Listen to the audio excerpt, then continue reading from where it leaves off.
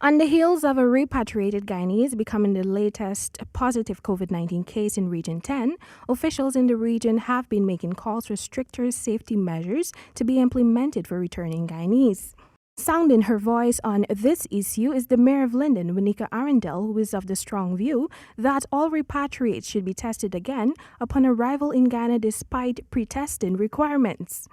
Definitely that should be done along with the quarantine for the 14 days. And I do believe that we had initially started that in Guyana, where we quarantined those persons returning for 14 days before they're sent into the general population. So I agree with the RU that we should quarantine and we should retest. And that would be for the safety of our own people. The controlled re-entry protocols outlined by the National COVID-19 Task Force require repatriated Guyanese to present the results of their polymerase chain reaction PCR test to local healthcare experts upon arrival at the airports. The repatriates would then be placed on mandatory home quarantine for 7 days, where the surveillance team of the Ministry of Public Health is expected to conduct frequent checks to ensure their strict compliance of the stay-at-home order.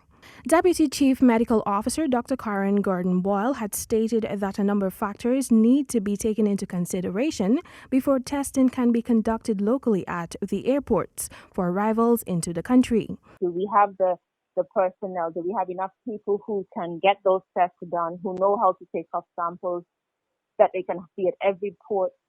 Do we have enough testing machines, testing kits? What would be the turnaround time to get that? How many tests are we talking about today as against what we're doing now? If every plane load of persons has to be tested.